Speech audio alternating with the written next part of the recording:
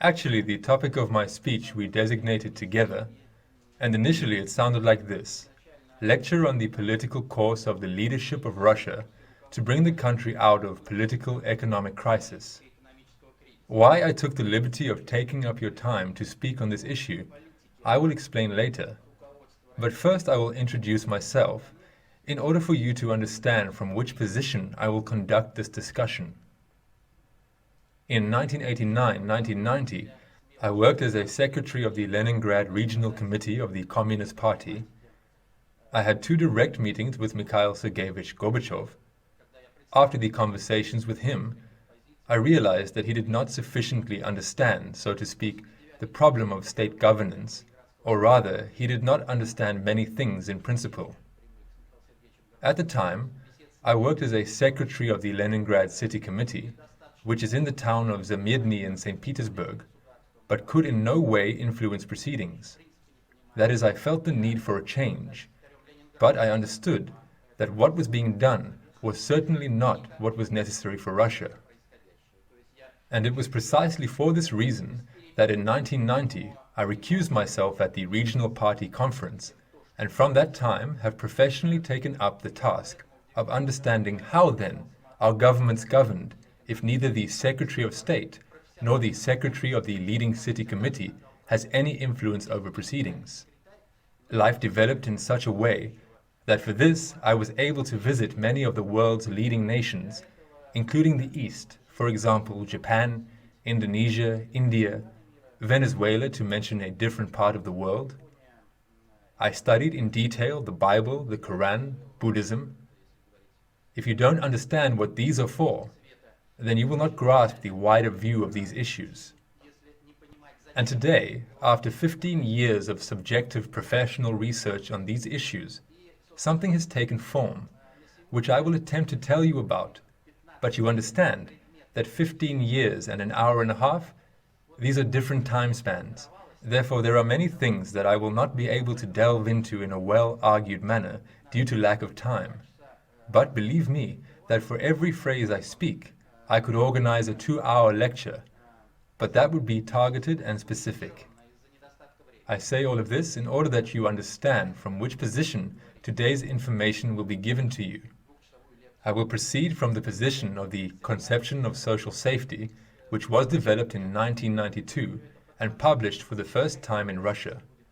Published, by the way, with the full support of the then first deputy chairman of the KGB, Philip Denisovich Babkov, in 10,000 copies, and from that time it has been successfully hushed up.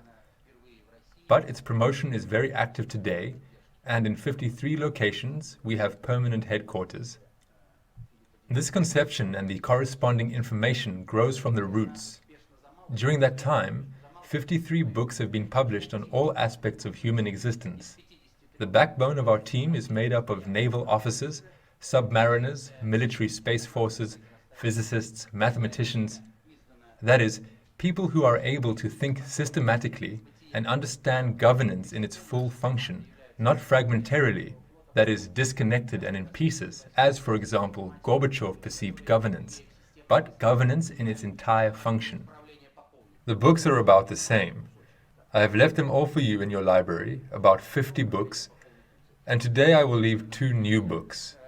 The Sufficiently General Theory of Governance, in the new edition, which is being read today, including at St. Petersburg State University, as well as another book which has also recently come out, Ford and Stalin, on how to live in humanness.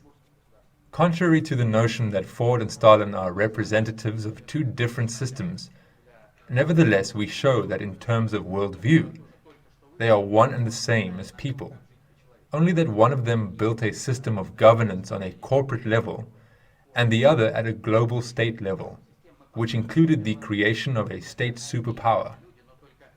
And there is one more small book I may leave on the theme, which I also will touch on: Conceptual Power, Myth or Reality.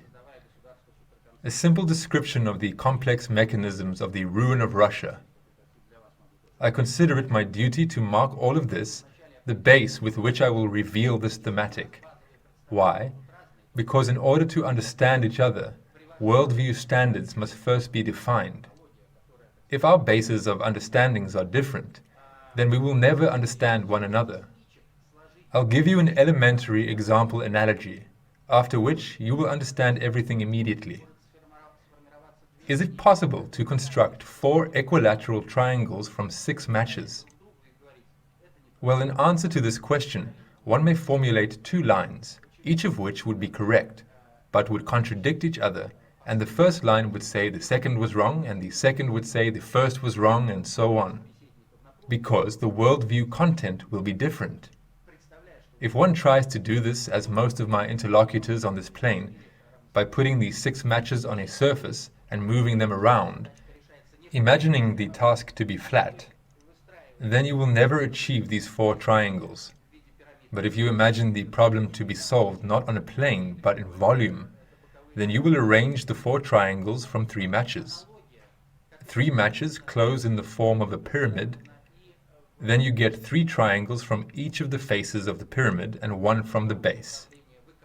There you have an analogy which will be presented in exactly the same way in the science of governance, in economics, in sociology.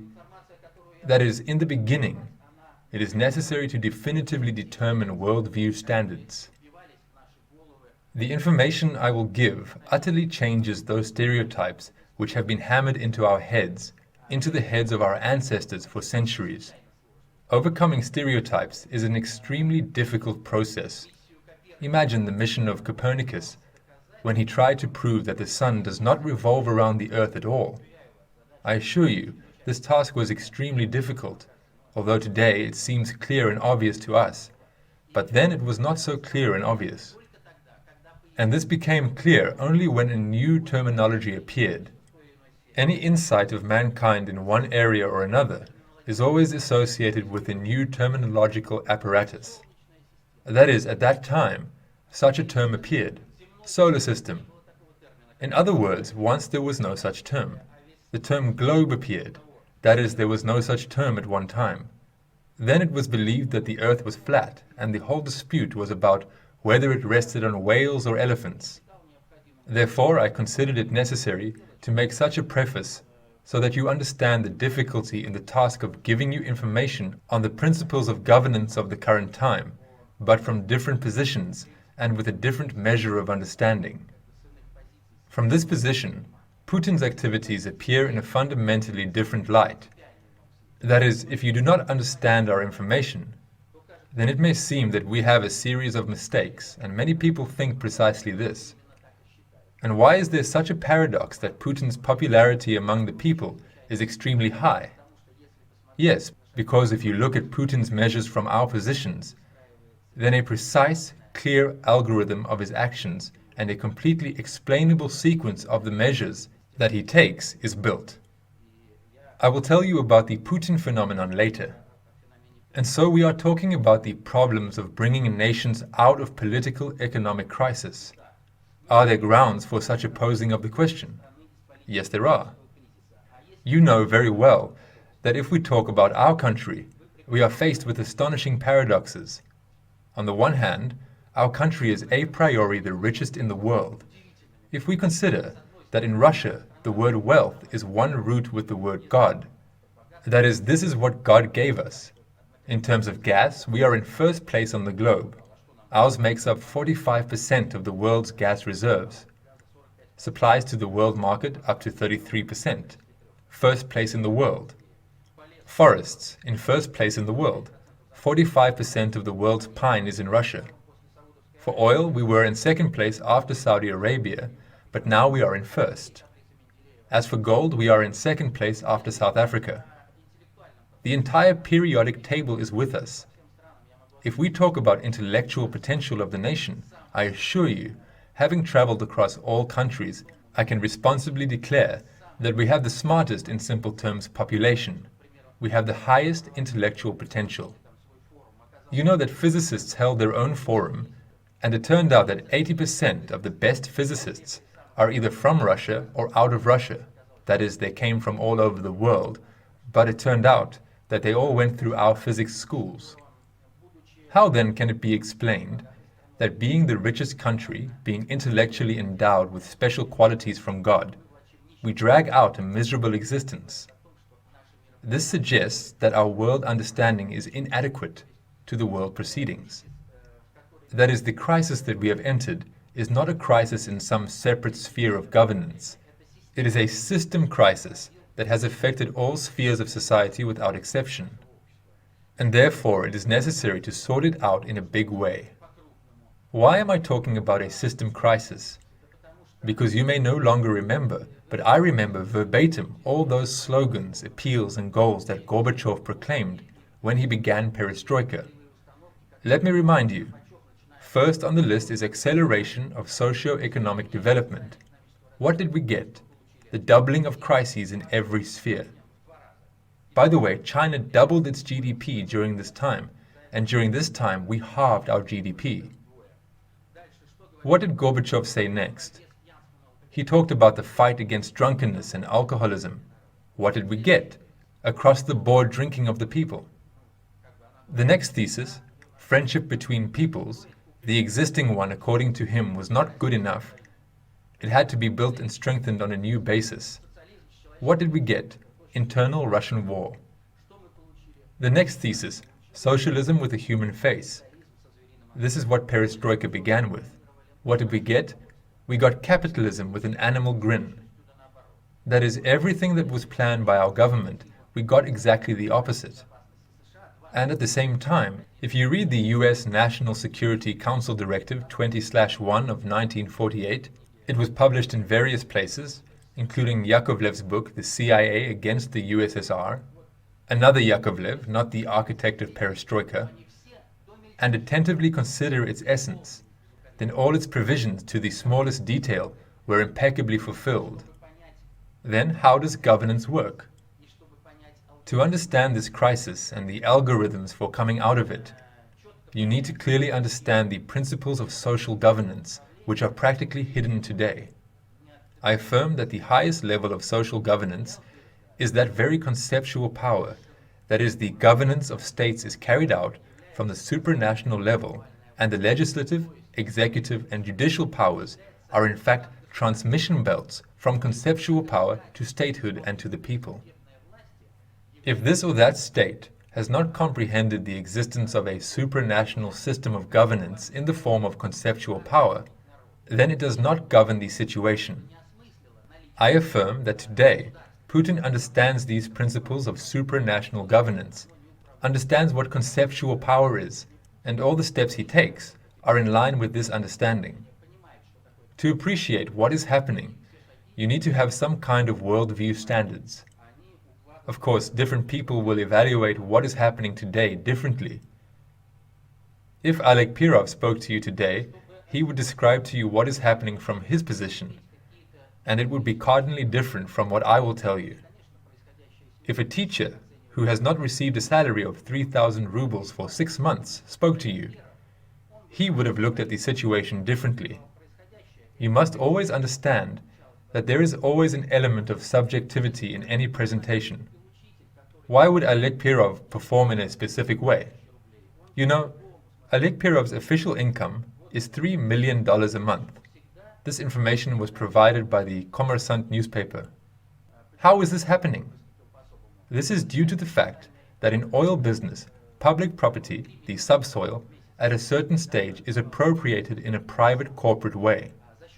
That is, there is a principle in relation to the people's oil. Who has extracted oil, he dances it. That is, he does with it what he pleases. But how should it be in a normal state? You extract oil, well, naturally you should get paid for your work, because after all, someone has to teach your children, someone has to treat you and your family, and so on. You can, of course, talk about the complexity of this work, its different degrees of complexity, and you can talk about the difference in salaries in tens of percent, well, in hundreds of percent. But Oleg Pirov's salary today, together with the dividends he receives, is $3 million a month, while a teacher's salary is 3,000 rubles a month. That is, something is wrong here. And this something wrong forms the worldview position of this or that system. I will give you 2 more figures so that you understand that if, for example, a representative of the central bank or representative of banking systems speaks to you, he will have his own view of what is happening. The banking sector's income for this year, within 11 months, amounted to 696.9 billion rubles, while the income of the entire agricultural sector is negative. Agriculture suffered a loss of 60 billion rubles this year. What does it mean? That in one place are slovens and loafers, and in another very smart, talented and efficient people? No. I worked as a chairman of the bank for 5 years, and therefore I can tell you that this is not the case. The fact is that system errors have been formed in the country, where one of the industries, regardless of how it works, swells by leaps and bounds, the banking sector at the expense of loan interest, and the other, borrowing money on credit at interest rates much higher than the profitability of capital turnover in agriculture, inevitably goes bankrupt. And here there is no need to be a specialist. For this, all you need is a grade 5 education and the ability to write on a piece of paper. Everything becomes clear. The return on capital turnover in agriculture today is 3 to 4%. This year, the capital turnover cycle is about a year. Borrowing of funds is taking place today, as you know, at 18%. This is the discount rate of the central bank. And before that, it reached 200%. Therefore, the algorithm here is very simple. What is conceptual power? Before moving on to this, it is important to note that when we perceive some information, in addition to words, some images and pictures should be formed. If images do not arise, then there will be no concepts. I gave a lecture here with you on world understanding. Alexander Nikolaevich has the cassette. And I said there that a concept is the unity of a word and an image. Therefore, if my words are not translated into some pictures and images, then they fly into one ear and out the other. Therefore, it is very important to conceptualize, and to conceptualize means to try to combine those images that stand behind my words with those images that you have at the unconscious levels of the psyche, because understanding and concept are the unity of word and image. This only gives a concept, and then you and I will understand each other. If you only have a word, for example, I say the word jam, and then we can bicker as much as we like about what it is. But then it turns out that I meant jam for eating, and you meant a traffic jam, and our interlocutor meant the action. So our images were different. And there is another situation when there are images but no words. Conceptual power belongs to such a category of phenomenon. That is, at the level of internal feeling, it is clear that things are governed somehow differently than it appears on the surface. It's not just about the government or about the president. Everything happens somehow differently. We feel it, but there is no word for it. Who then governs? And we introduce a new term, conceptual power. And until this term is filled with vocabulary and images, nothing will come of it. So if we talk about conceptual power, then visually I would depict it like this. Here is the conceptual power, and it is equally distributed across the entire system of parties, left, right, and others. Meanwhile, it seems to a person that these are different parties, and a person chooses who he is for Zhirinovsky, for Gaidar, for Yavlinsky, and so on. But the one who exercises conceptual power always forms the system of parties, left, right, and others, in order to govern society, because one is for Zhirinovsky, one is for Yavlinsky, the other for Gaidar. All public sentiments are calculated, and shepherds are selected across the entire spectrum of sentiments. This is the ABC. I hope that you feel this too, that all parties are one mechanism, and it is controlled from one wallet through different cashiers, and the struggle between them, this is to separate the crowd. You don't like this one, go for that one. And today we are saying that we can build a chain that is closed not to external conceptual power, but to our own Russian power, since a measure of understanding is needed here. And further from here, through the parties, comes the influence on the standard system of governance, which you know from textbooks, the legislative branch, the executive branch, and the judiciary. But the corridor of possibilities is set by conceptual power. Either the country moves in this direction or the other one. and how to ensure that movement along this corridor is not too quick or too slow, and to beat down the upstarts by way of the judiciary. This is the mission of these three branches of governance, and we are told that it is from them that governance proceeds. I argue that governance does not proceed from here, and this system of power has nothing to do with the welfare of the people. Everything proceeds from conceptual power. What is conceptual power? This is the highest hierarchical level of social governance in terms of definition. This is the highest hierarchically encompassing level of social governance based on a certain definite worldview. Conceptual power has 6 priorities of governance. It might seem as though the speech has veered off the main topic, but it's important to understand that without conveying to you the foundations of the worldview from which I will further evaluate everything that is being done in Russia, if all this is not understood, then it will not be clear what I'm talking about in general. So, conceptual power has 6 priorities of governance. It is they who rule countries and peoples. The first priority is the worldview, because this is the ABC that some school children and teachers already know. For you to understand, this information is now very widely circulated. I have already told you that there are headquarters in 53 regions, but it is also stated on dotu.ru website. The next site, kpe.ru, conceptualpartyunity.ru. This site is not popular so much in Russia as in the European countries and in the USA. And everyone is now studying in detail all that is stated here. This is a global system of ideas, if you like, of the Holy Russian Zhretshut on everything that is happening today in the world, in Russia, and so on. This is basic information. Since I'm promoting this basic knowledge, I'm actually tired out from being called and inquiries coming from different regions of Russia. I've just been called from Lviv, Omsk, Tambov, Vladivostok, Kislovodsk, with requests to present this or that information. I usually present it in the format of short articles, speeches of very popular books. Therefore, I will post all this information on the site with the right to print it, publish it under any name, because we treat copyright differently. We have as the first priority the problem of efficiency and speed of circulation of information in society, but not copyright. My information will be presented on the efimovspb.ru website. This will be a popular narration. In particular, my radio programs will be presented there, which have been going on for a year at the Nevskaya Volna radio station, frequency 69.05. If anyone is interested, the next program will be today, by the way, at 6:30. It will be called Stalin as a Russian person of Georgian nationality. The previous program, it comes out on Tuesday, is called Who is Mr. Putin? It'll be presented on this site. I will say it again. Today I can only outline these topics for you. You can find serious information on each of them. So here it is. The second priority is historical, chronological. The third priority is ideological. The fourth priority is economic or global financial. The fifth most important priority is genetic weaponry. The sixth priority is military weapons. In our understanding, the governance of humanity has always been carried out, at least for the last 3,000 years, with the help of these 6 priorities of governance.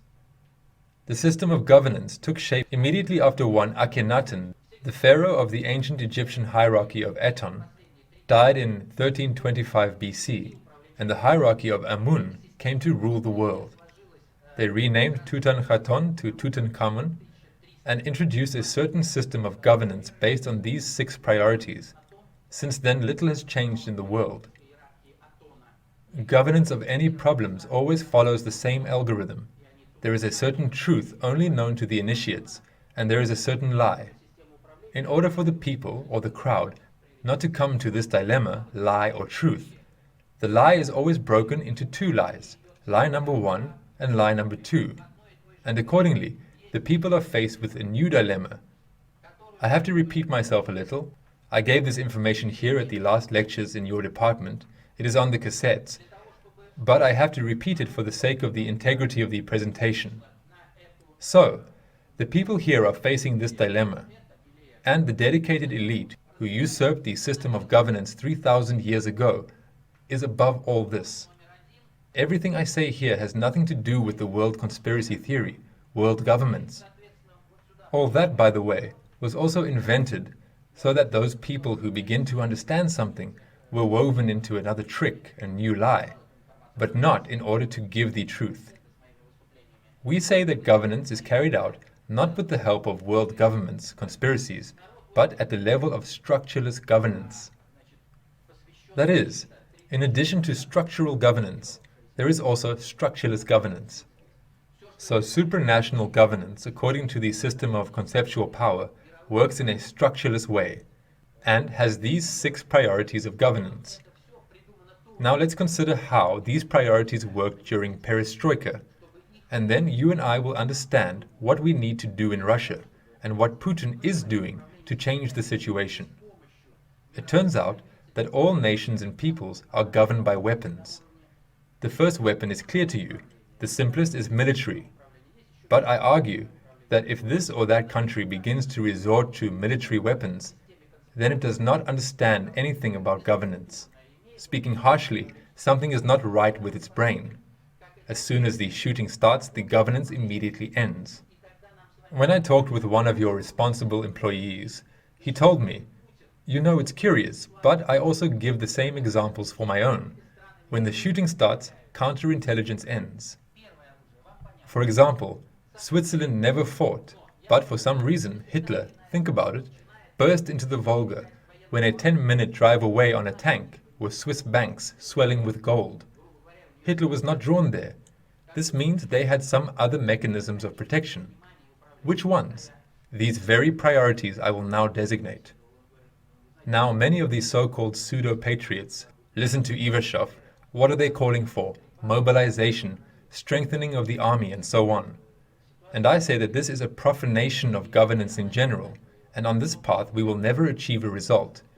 Because we had the strongest army, the strongest party, the strongest special services. But how then did they destroy our country without a single shot? This means that the issues are not resolved on the 6th priority. They are not resolved there. Take the fact that we won the Second World War on this priority, and after some 20 years, we were bowing to Germany and began to moan and beg for loans on the 4th priority, and so on. This means that military weapons, as you might guess, do not at all determine the well-being of one or the other. So let's take Putin's position. Try to compare one with the other. Why do pseudo-patriots say that the main thing now is to improve the army, to mobilize? And Putin is somehow so silent on these issues? Because he understands that when you start shooting, the history of the state and the people ends. Are there weapons that work more radically than military ones? It turns out that there are. These are genetic weapons. A country can be enslaved with the green helmet. But what is the problem with military weapons? The helmets are visible. You can see who is shooting. In place of the one who was shot from our side, another, even stronger, may take his place. Hence we need to look for other methods. With the help of a military helmet, they have already tried to conquer Russia several times. Nothing works out. Therefore, I assert that on the 5th governance priority of genetic weaponry, the results are much more stable. But what are genetic weapons? These are alcohol, tobacco, and other drugs. In order for the people not to recognize this as a genetic weapon, it is fed into our consciousness in the form of traditions, customs, and habits. Well, the saying, Russian man without a glass. Think about it, every day we have it hammered into our heads. This is matrix governance. When a certain informational matrix holds weight in society, and a child rolling through this matrix by the end of school no longer imagines himself without a glass of wine. Did he want it from birth? No, it was deliberately and purposefully imposed on him with the help of films, advertisements, television, newspapers, radio. I responsibly declare to you that in the old Soviet times you will not find a single film that did not show scenes of wine drinking. What is alcohol? You will not hear what alcohol really is from any doctor. And now, Chijik Pijik, where have you been? I drank a glass, drank two. and there was noise in my head. And what made this noise? I'll explain to you what causes this noise. I dealt with this topic with the First State Medical University of St. Petersburg using electron microscopes. An electron microscope allows you to photograph the processes that take place in the brain, since we have a fragment of the brain in the pupil. And there you can see the processes that are taking place. At first, the patient is, as they say, sober under a microscope, and then, after he has taken 100 grams, everything becomes clear. It is revealed what alcohol is. We have blood vessels in our brain that have very narrow capillaries, commensurate with the size of an erythrocyte. The erythrocyte, in a normal state, has a lipid layer, fatty lubricant. When alcohol enters the bloodstream, the fat is disrupted and the red blood cells begin to clump together. Erythrocytes in the blood do not flow individually, but in several pieces. Among the initiates who came up with these schemes for destroying the genetics of a particular people, this is known as the grape bunch effect. That is, red blood cells flow in the form of a bunch of grapes, and here, in a narrow vessel, they simply form a blood clot, and this clot gets stuck, and the blood does not flow further. At the end of the capillary is a neuron. The blood supply to the neuron stops, oxygen stops flowing, and the neuron physiologically dies. This is the death of a neuron, where cells atrophy and die, and it is perceived by a person as a harmless state of intoxication. I am green with envy for those young people who are now entering life and are able to understand and master this information. Everything will change for you, in your genetics, in your life, if you understand these primitive and elementary things.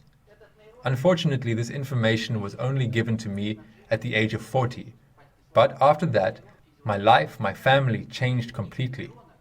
Now I can believe in anything, but I will never believe that in my close biological family, sisters, brothers, sons-in-laws, and so on, there is a person who will take even one sip of beer or even one sip of champagne throughout his life. Have you noticed that for the first time in Russian history, Putin is making New Year's toasts without a glass of champagne? You will never understand the principles of global governance until you pay attention to the little things. The little things, remember, are not only decisive, but they decide everything. And for those who understand the little things, everything becomes clear. Just think about why Putin is making New Year's toasts without a glass of champagne, violating all traditions and generally accepted norms. In the system of knowledge with which I have been working for the last 15 years, there are people of genetic lines of ancestry where for the past 1,000 years no one had the right to consume even a sip of alcohol or even a puff of tobacco. In this case, fundamentally different possibilities of the brain arise. In order to undermine our genetics, which is a priori the most powerful in the world, this gene weapon was invented. In my book there is a special section, the 5th chapter, where this is described in detail, and in particular detail, alcohol and tobacco as genetic weapons. Tobacco works the same way. If you don't smoke, look into it. You take a drag, and after exactly the same amount of time as it takes for the blood to pass from the lungs to the brain, as soon as this poisonous blood enters the brain, exactly at that moment, you will begin to feel dizzy. The vessels spasm, and do not let this poisonous blood enter these subtle structures of the brain. I also have written about where the pseudo-jretses of ancient Egypt got these mechanisms for the possible control of humanity with the help of genetic weapons. Now, if you have launched a genetic weapon into one or another line of ancestral genetics, then this bloodline is doomed. It can take 50 years, 100, 200, but that in itself is another issue. But if one or another genetic line did not recognize alcohol as a genetic weapon, consider that the one who controls people has manufactured this result. Now remember what was on this priority. This is the classic global scheme of inebriation. A ban, then alcohol piano, and the process went on as the architect of perestroika said. In order to make people drink, the first thing that is always done is the introduction of a ban. Inebriation begins with the ban. The next priority on which global governance is carried out is the economic priority. The previous two can be generalized as material weaponry, that is, a specific substance, a specific device. How does it work? Look, if you take a military weapon, its scale. Then at the start of the scale, you have the Makarov pistol, then a rifle, machine gun, cannon, missile. If you look at the scale of genetic weaponry, then here you will have tobacco, beer, wine, vodka, marijuana, heroin. Someone might say, how could heroin and beer be compared? I contend that they are exactly the same thing. The functional purpose is absolutely the same, the undercutting of the genetics of people. The destructive force is different, yes. The Makarov pistol and the cannon have completely different destructive powers. Likewise, beer and marijuana have different destructive powers. But movement along this straight line always begins with beer. The most dangerous drink is beer. And until we comprehend this, nothing will change for us. We can know as much as we like about physics, chemistry, methods and systems of work of special services. But if we have girls and boys drinking beer from the age of 12, then our people are doomed, because we will lose the function of reproduction.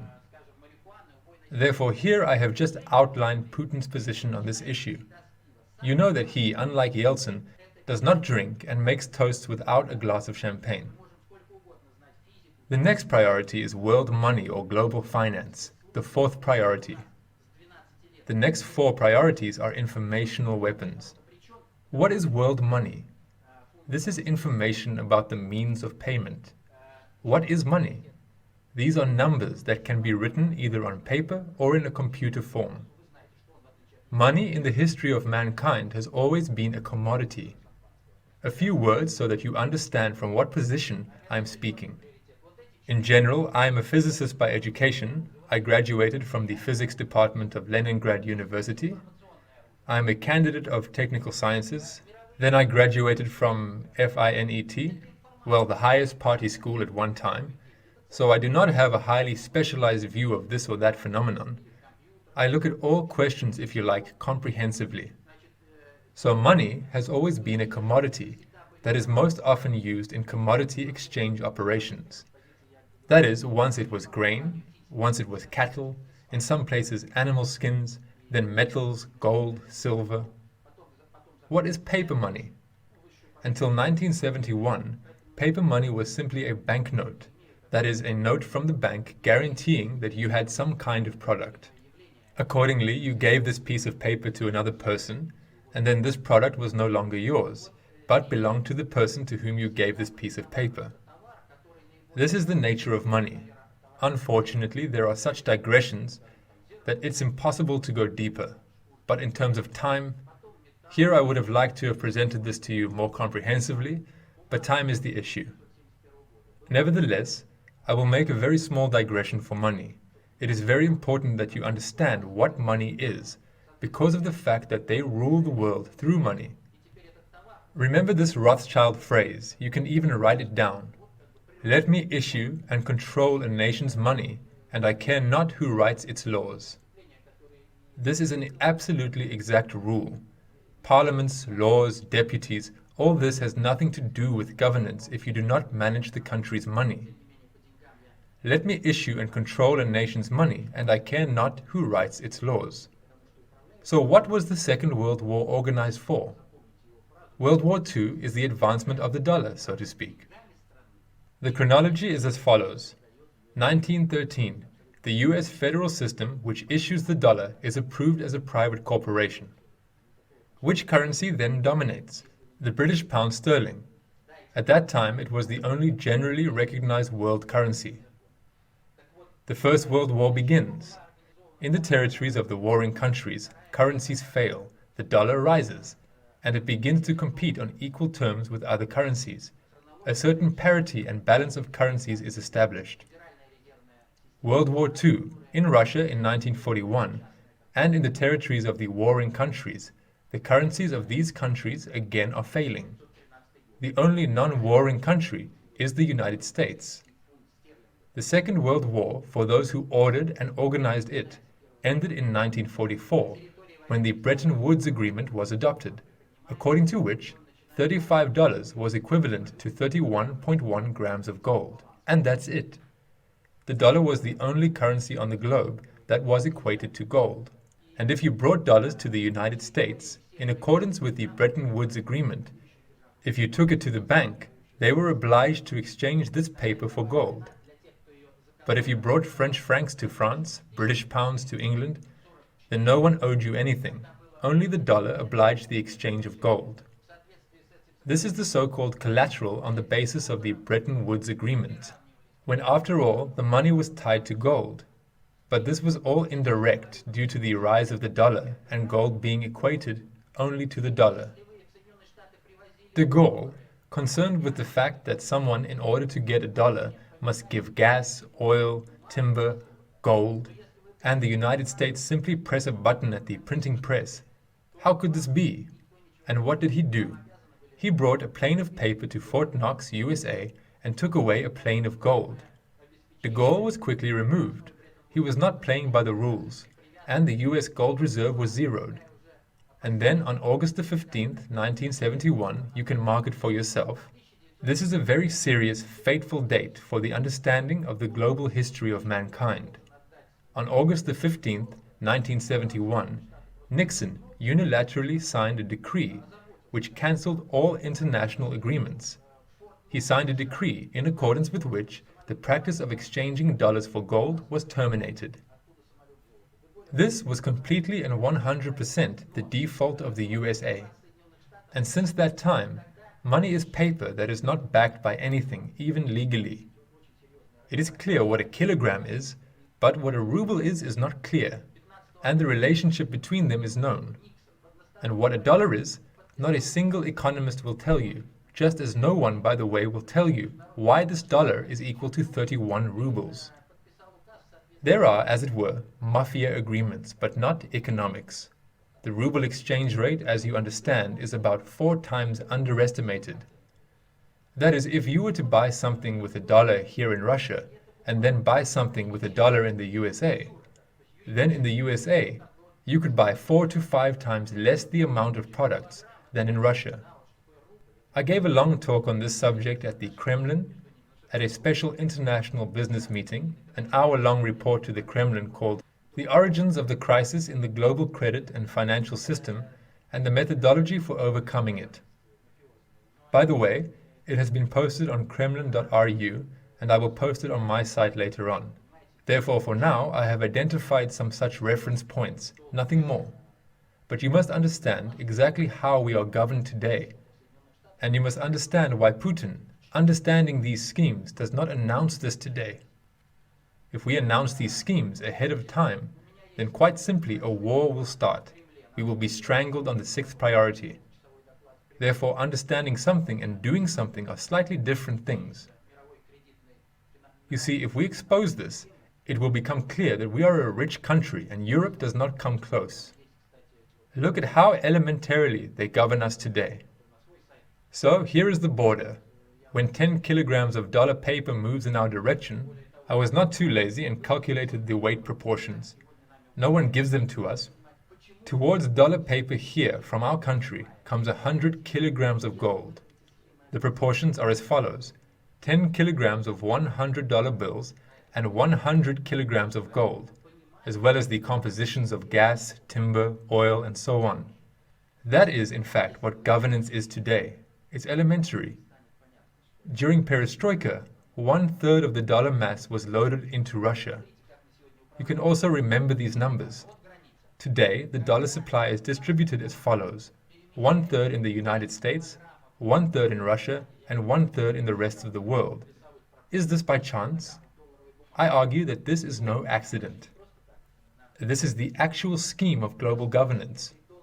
But as soon as we lay this scheme bare and say, "No, guys, we certainly understand that without us tomorrow you will simply cease and could not exist. Continue to buy from us, however. We will not cause the cessation of Europe, but buy it all from us for rubles. And if you don't have rubles, we'll print it. This is not a problem." Here's an understanding of what economics is. As soon as we print our own rubles, the ruble will become the most secured currency on the globe.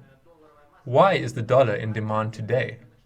Because for a dollar in Russia today you can buy timber, oil, gas. Remember how the natives were wooed. They were given glass beads and other shiny things. But what do they give us? We have colored candy wrappers which they have been painting since 1971, and we were delighted at the central bank and began to stack the basements with these candy wrappers. How much have you saved up for today? $50 billion. This is the so-called gold and foreign exchange reserve. There is a piece of paper with a dollar sign on it, but in order to obtain this piece of paper, did something come out of Russia? Yes. This is the commodity accreditation of all other countries, and there is not a single country in the world that would give its wealth for someone else's money. Japan in 1949 passed a law prohibiting even a rusty nail from being taken out of Japan for any money other than the Japanese yen. And what is the yen secured by? Of course, with products made in Japan.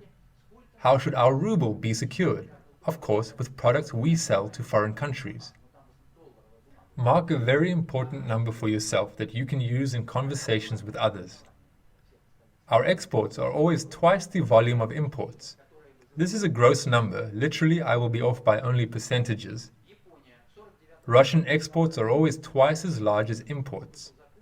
That is, as you understand, we have no problems in foreign trade. Those who work with us have a problem. They need a lot. If we say, guys, only for our money, then the ruble becomes a secured currency. So governance on this governance priority is, first of all, the emission of means of payment. The one who makes the emission receives the income. In economic practice, there is a term, also mark a word for yourself. No economist will tell you, but you may teach them. Then let them open the economic encyclopedia and find this word, seigniorage. In the encyclopedia, it is defined as income, which is received as the difference between the cost of making money and its face value. That is, the cost of making a $100 bill is 10 cents, and its face value is $100. In Russia, these pieces of paper can be exchanged for whatever you want. So those who obtain seigniorage run the coolest business in the world. Drugs, weapons, all this does not lie close to this business, to the business that is conducted through the emission of means of payment. Someone struggles for this piece of paper, and someone printed it, and he has already become rich. We will not understand anything about governance if we do not pay attention to the fact that as soon as Vladimir Vladimirovich Putin came to governance, the first thing he said, and all the newspapers were filled with this, I have copies of everything, take my word for it, Putin raised the issue of nationalizing the central bank. This is how it was written in all newspapers. Nationalization of the central bank and so on. The central bank is not a state structure, no matter how state it is as defined by law. But even de jure, it is not included in the system of state government. The fact is that our government borrows these printed signs on the same terms from the IMF, from the International Bank, it could be from the former Gerashenko, or from the current Ignatiev in the central bank. It doesn't matter where they turn, they receive money at interest. And what is lending interest? Lending interest is the system of global governance of humanity. I assert that governance is not carried out in the areas that we are constantly talking about from the pages of newspapers, in television and radio programs. The governance of any country on the fourth priority of global conceptual power is carried out with the help of lending interest. Look at the lending interest which is embedded in this statehood, and you will understand everything. During the perestroika period, the loan interest rate in Russia went from 20 to 210% per annum. Look at the statistics. It was spiking like this all the time. It began to fall, then it rose again, then it fell again, then rose again. And only from the moment of Putin's arrival has there been a steady decline in loan interest. When Putin came into office, it was 60 to 55%, and today, 18%. Last Monday, the central bank's discount rate for the first time since perestroika left 20% and came down to 18%. I cannot tell you in detail about this, but believe me, it is so primitive and simple, school children will understand perfectly well, and we will create a situation where everyone, including school children, will understand this, and this algorithm will no longer work. And then for the government, it will be impossible to continue fooling people, letting them think that they are in control of something. See what lending interest is. The debts of our state, during perestroika increased to $160 billion. This year they are threatening to bring them to 120 billion. And what are these external debts? And what is interest rate? Imagine that you and I were as naive as our government in matters of family governance and so on. Because, generally speaking, economics is a word that was introduced by Xenophon before our era, from the ancient Greek oikos, house, and nomos, rule. That is the rule of housekeeping. Imagine this situation. You borrowed to buy an apartment, say 100,000 rubles at 25% per annum, which is now considered the norm in post-perestroika Russia. What this means is that you have to give 25% per year as interest. 4 years have passed. How much interest have you given? 100,000, right? How much will you owe? The same 100,000. But you only pay interest, which works out to about 2,000 rubles per month or somewhere in that region. Is this real? Yes, it's real. And that's how you pay interest. Another 4 years pass by. How much will you pay? 100,000. And how much is owed? The same 100,000. And so it is for the rest of life. You, your children, your grandchildren, your great-grandchildren. This, in general, is the algorithm for governing a country at the level of the economic priority. One country prints paper and specifies numbers on the computer. The second country does not print paper, but takes this paper from the outside. But excuse me, does inflation change whether I have green paper or red paper in my pocket? My purchasing power does not change. Therefore, these are primitive things. They are nevertheless entangled in the minds of the people, since the country believes that it is impossible to print its own money. It is necessary to import someone else's. For what? In order to feed those who lend you money. There are such statistics in a book where they say there is no profit in one's own country. I will give you statistics from this book by Margaret Kennedy, published in Sweden. We have translated it into Russian. It is called Money Without Interest and Inflation. Every day, developed countries in the form of debts, benefits, and other things give developing countries $100 million and get back $200 million. That, in fact, is the whole secret of their prosperity, usury. This is why I am telling you that you will never understand in a big way what is happening in the world until you understand who wrote the Bible, the Quran, and why, what Buddhism is, what Hinduism is. And this is why I will quote the Bible to you. The Bible is a conception of governance. This conceptual power, which today hovers over our statehood, is the biblical conceptual power, and the Bible is a conception expressed in lexical forms. What is written in the Bible?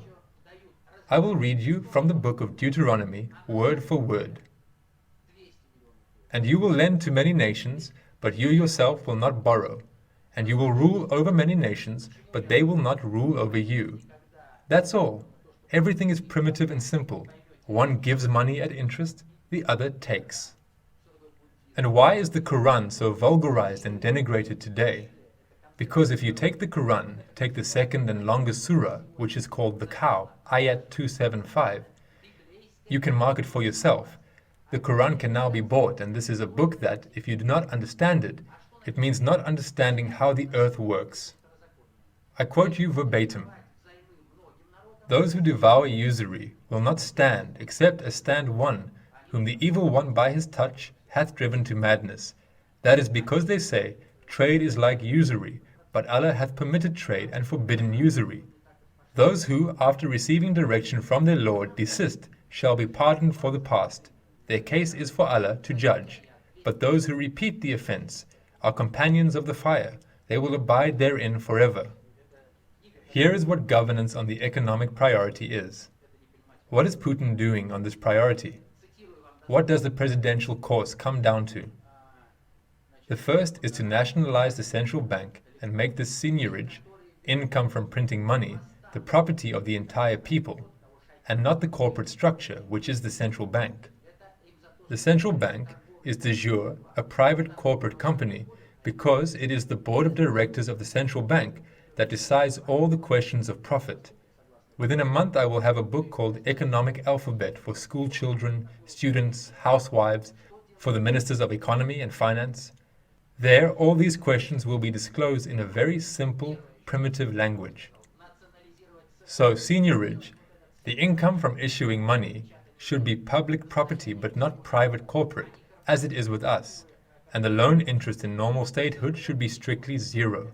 Only then can we say that the state generally understands what it is doing. What is the lending rate in Japan today? Zero, having reached a maximum of 0.15 per annum. What is the lending rate in the US today? 1.2%. In Europe, 3%. Here, 18%. Well, you yourself calculate how a peasant having received at 18% can achieve something. To what does the lending interest apply? To the cost of production. Inevitably, it increases the cost of production and spins inflation. How will the central bank explain the high interest rate to you? Inflation. What is the governance of humanity? Governance over humanity is always a substitution of cause and effect. What does the central bank say? We have a high lending interest because inflation is high. I argue that high inflation in the country is only because we have high lending interest. Those who produce something are constantly pumped by the banking corporation, which does not produce anything, but constantly makes huge profits and goes to the market. Give me meat, give me butter, because we have earned a lot of paper. How did you make money? Well, we transferred these pieces of paper from this shelf to that one, and then from that shelf to this one, and we have twice as much left over. That is the algorithm of the central bank. That is how they got rich. The trend that is being implemented by Putin, confidently, steadily, and irrevocably, for the first time in the history of post-perestroika Russia, check all the periods and you will find that they have always been abrupt, while Putin's trend is a stable downward slope. This is a very important topic, but we will go on further. The ideological priority. This is a much more formidable priority than the economic one. Everything that stems from ideology takes place on the economic priority. All this includes the Bible, the Quran, all religions, television. This is all an ideological priority. And governance on the 6th, 5th, and 4th priorities stems from the ideological one. They say, why won't Putin pass the law on television there? This is supranational administration. And this priority is over presidents, and it is not presidents who are over television. As employees of your industry, FSB, you need to understand very clearly how global governance is structured. What is terrorism? I submit, and one of my radio programs is called Television as a Sorcerer and Information Sponsor of Terrorism. Why do I say so? Remember there was an explosion in the subway in Moscow, for example. What do you think? Those who started this explosion, all they wanted was to kill those 5 to 10 people in the subway. No, they hoped that after that it would be shown on television, that millions and perhaps billions of TV viewers would see it, and this would have a certain effect on society. And this is the global governing impact on society. If from tomorrow the journalists had enough willpower, intelligence, and so on, to ignore this attempt at global governance and say, no, we will not show an act of terror on television anymore. Well, then why are they needed? 5 people died there, no one found out about it, no one heard. Is this a silencing? A hushing up? No, this is not a silencing. It is an understanding of global governance and ruling schemes. I quote to you from a speech by the authoritative, I hope in your circles the same, Babkov Filip Denisovich, who, I'm quoting close to the text from a newspaper about 2 years ago, said, yes, how they govern with the help of pictures we understood at one time, and when on TV we showed the act of self-immolation that took place in the Baltic states at the Eternal Flame, it began to be replicated throughout the country, and it stopped only when we stopped giving information on this event. As soon as we showed how two young people jumped from a balcony during a wedding and died, these situations began to repeat. It is necessary to distinguish between programming and forecasting. Forecasting is one thing, programming is another.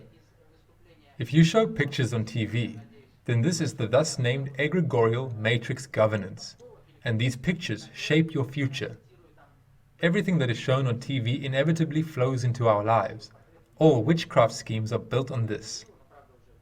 First, some information calculations are formed, and then schemes for transferring these information calculations to objective reality are worked out. This is what the ideological priority is. Therefore, this is where governance is carried out. Now look, I'll show you this example. Yes, they began to smash us not with the help of the green helmet, but with the help of the green snake, with the help of the green dollar, with the help of the green headband on the brows of the Chechens. Chechens, this is conditional. On the foreheads of thoughtless people, one might say. That is, if there are such heads on which one could pull a green headband and then shout Allah Akbar, then it turns out that in our country we have what we have. Here we have the priorities of governance. Surely you at the ordinary level understand how governance has proceeded and how adequate our model was to what was happening in the country. This is how the governance went. What, the dollar got here by chance? What, the alcohol piano accidentally turned up here? What, Chechnya suddenly and randomly appeared in Russia? No, this is all far from accidental. The second priority of governance is historical or chronological. I affirm that governance of the future is always carried out on the basis of changes in the past. There is a very curious book which you will find useful, George Orwell, 1984. There he describes in great detail how an entire department sits and rewrites everything in history, because as soon as you rewrite history, the future, with history being the root, will exactly correspond to the representation of the past. If you have formed certain stereotypes of the past, you will have one future. If they are formed in a different way, your future is guaranteed to be different. How did perestroika begin? With the fact that Stalin was defamed along and across in all aspects. What, this was by chance or what? No, I assert that this is global governance. In order to lead people in a certain direction, history needs rewriting, which is exactly what we have been doing for the last 10 years. Without comprehending the true history, we will never understand the works of the internal predictor of the USSR. In the 50 books I mentioned and in the Conception of Social Safety, Dead Water, there is a section called Depressurization, in which information about the true history of mankind is given. And finally, the first priority, the most important, is worldview. The worldview priority is the worldview of the people, representations of the world in pictures, images. When I was in India, I had 2 meetings with Sai Baba, who is proclaimed to be a modern-day prophet. There is information about him on the site bog.ru. This is Sai Baba's site, if anyone is interested. But information about this meeting and everything that happens there is set out in the book called The Last Gambit. In this book, we detail from our position everything that happened in America on September 11, 2001. How the terrorist attacks were organized from the supranational level of governance. It also includes more details on Sai Baba, as well as schemes of egregorial matrix governance. You also have this book in your library. So when you are in India, observe this picture, and these pictures remain very deeply ingrained in consciousness. There are 300 million people in India who call themselves little people. Little people. What is their worldview? Their worldview is that there are small people and there are big ones. So they were born as if they were small people, and they have no name, no job, no housing, no means of subsistence, nothing. They just lie around in ditches. And if a big person passing in a car throws them a crust of bread, they consider it a gift of fate. They do not want to change anything. They are quite happy with it. This is their worldview. In South Africa, if you drive to Cape Town Airport, then for a distance of about 10 kilometers, as far as the eye can see, There is an endless field of these people. Actually, it is difficult to call them that. They only survive. One shack is covered with plywood, another is covered with cardboard, one with corrugated iron, and nothing will ever change for them. This is where stable governance comes from. If you have introduced something into the worldview, then this something allows you to govern over countries and peoples for centuries and millennia. There is another worldview. With initiates in Switzerland, when we talk, I say to them, "So you understand global governance, the whole scheme of governance over humanity.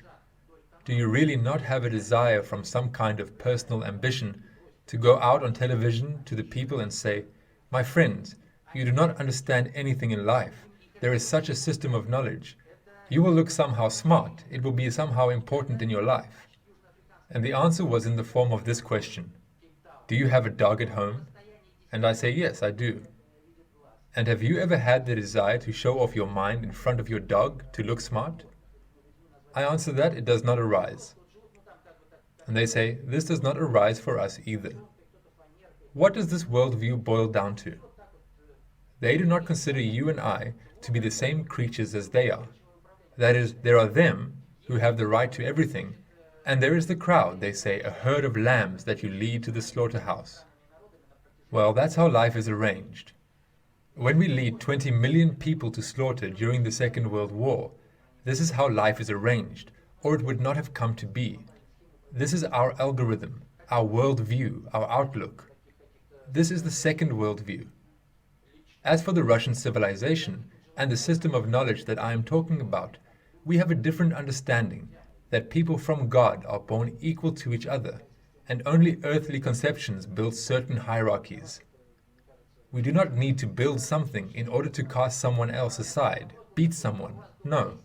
We would just like to build relations between countries, populations, and people simply in the equal dignity of people. We do not need anything. Everything will be enough for us if this is the way it is. This is what the worldview priority is. If you and I are told that the Russian Vanka is always with a glass of vodka, that he is lazy, that he is such and such, he can't do anything, and you and I believe this, then we are doomed, because this is governance at the level of worldview. They want to introduce to us new worldview standards. This is the problem. So what Putin is doing today is impossible in principle to understand if you do not understand all this. If you do not understand that countries and peoples are governed precisely according to this scheme, and not with the help of clever rulers sitting in some office, not with the help of a strong army, not with the help of some kind of legislative power. No, you need to understand the global scheme of human governance and avoid these deceptions. I will illustrate this classic trap after I've already told you about priorities. Let's say we are looking for the truth on our problem, the course of Russian leadership to bring the country out of crisis. There is some truth, but there is a lie. And this lie for us is always broken down into two lies, with which you and I are fed. Well, actually, if you want to live wealthily, then you decide either socialism or capitalism. And you and I will be swung between these two concepts. I affirm that neither the one nor the other concept has anything to do with the welfare of the people. One can live well with private property, one can live well with public property. And examples of this are Switzerland with private property and India with private property. Both countries have private property, the difference being that in India there are 300 million little people or animals. Therefore, happiness is not in this. Happiness is in something else. Who prints the money, at what percentage it is issued, who owns the rent on natural resources, who ensures the stability of tariffs, and who fluctuates them. If in one country or another country of the world tariffs start to jump, then this disorganizes the entire national economy. The only instrument for the collapse of our national economy is a change in tariffs. As soon as you raise the rates, the prices for everything change along the chain, and that's it, done. And Chubais after that buys aluminum wires already twice as expensive. So what's the point in rocking the boat? Tariffs should be rigidly fixed. In the United States, there is a law that prohibits revision of tariffs at all. This is done only with the permission of the Congress. So there are 3 or 4 basic points that I have named for you which are hushed up. And then they will say to you, planned or market economy. Here you are, they say, decide, either it's planned or market. This is the swinging of the pendulum of human misunderstanding from one folly to another. Why? Because a planned economy is a structured method of governance, and a market economy is a structureless method of governance. They never oppose each other. They can only have an effect, only complementing one another. Here is a small illustration. You need to deliver food from St. Petersburg to Moscow. The structural method is roads, cars. Cars can even be computerized, the drivers removed, and they will turn exactly according to the plan by 10, maybe 20 degrees, and the goods will be delivered by purely planned methods. What is the market method? No roads, no structures, nothing. Carry on as you like. One drives through the birches, the other through the fir trees, this one on a tractor, that one on a cart. This is a free market. How is the effect achieved? The effect is achieved by a combination of these methods. There is a certain structure that makes the road, provides, but there is also a driver who is not ordered by anyone. He acts absolutely on his own. He wants to stop for gas, he wants to drive slowly, wants to slow down in front of a pit, and the other one drives fast and doesn't stop. They are their own masters. This is a combination of plan and market. You and I will always be fooled that things were bad with us because we had a planned economy, but now things are bad because we have a market economy. About the economy one could go on and on, but here you will contemplate further on these schemes yourself. By the way, the choice between the Iron Curtain and open borders is also a false choice between 2 lies. And now I will give you another example in terms of worldview, how this scheme works. The truth, which I will tell you briefly, I have some articles here, I will leave them for you. One of the articles I was preparing for the newspaper Izvestia. They were shocked. How? Where does this information come from? Then, when one of the initiates read it, it was slowed down in publication. It is called From Many-Sided Atheism to the Unity of Reason and Faith. I will designate this problem because if you do not understand the problem of God, then you will not understand anything, and in your life a lot of things will not work out. I will talk about this problem as a physicist from just such a position, because 15 years ago, when the systems of the Holy Russian Zhretshud began to work with me, the first question that was asked to me was about my attitude to God. This question at first to me was simply ridiculous. Today I can tell you that I am a person who deeply and sincerely believes God, not believe in God, but believe God. But I will never come close to any church, because the apotheosis of atheism is the church. The churches were invented so that people would not come to an understanding of the system of the universe and to an understanding of God. I affirm that the truth is that there is God, as a transcendental, supermundane reality, one for all living on earth. The universe is arranged like this. There is mineral life, plant life, animal life, man. But man is not the crown of the universe in this intellectual ladder. There is something above us, but this something is not cognizable by us, as the animal world is unknowable from the level of the plant. So there is something, one for all living on earth. That is the truth. The lie is that there is no God, one for all living on earth. This lie breaks down into 2 lies. The first lie you can mark it for yourself. It is very important. This is materialistic atheism. It says that there is no God, no messengers of God. The world is purely material. You eat, you sleep, and that's it. Life is over. There is no human soul. We argue that this is a lie and deception purposefully introduced into society along with Marxism from 1917. All Marxism is a development against our statehood. One of my radio programs is dedicated to Marxism.